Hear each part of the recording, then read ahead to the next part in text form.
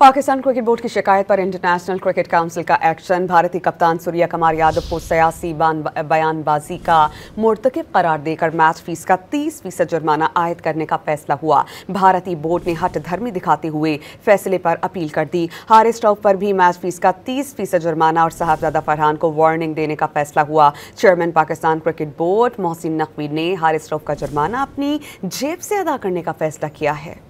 Pakistan cricket board की शिकायत पर इंटरनेशनल क्रिकेट काउंसिल का एक्शन। भारतीय कप्तान सूर्य कुमार यादव को सियासी बयानबाजी का मुर्तकिब करार देकर मैच फीस का 30% जुर्माना आयद करने का फैसला हुआ। भारतीय बोर्ड ने हट धर्मी दिखाते हुए फैसले पर अपील कर दी। हारिस स्टोक पर भी मैच फीस का 30% जुर्माना और साहबजादा फरहान को वार्निंग देने का फैसला हुआ। Chairman Pakistan cricket board Mohsin Naqvi ने हारिस स्टोक का जुर्माना अपनी जेब से अदा करने का फैसला किया है।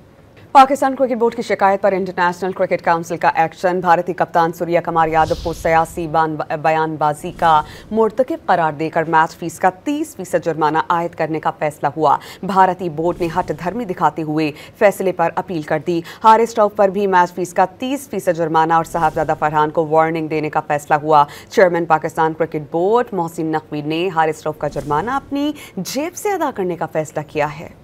पाकिस्तान क्रिकेट बोर्ड की शिकायत पर इंटरनेशनल क्रिकेट काउंसिल का एक्शन। भारतीय कप्तान सूर्य कुमार यादव को सियासी बयानबाजी का मुर्तकिब करार देकर मैच फीस का 30% जुर्माना आयद करने का फैसला हुआ। भारतीय बोर्ड ने हट धर्मी दिखाते हुए फैसले पर अपील कर दी। हारिस स्टोक पर भी मैच फीस का 30% जुर्माना और साहबजादा फरहान को वार्निंग देने का फैसला हुआ। Chairman Pakistan cricket board Mohsin Naqvi ने हारिस स्टोक का जुर्माना अपनी जेब से अदा करने का फैसला किया है।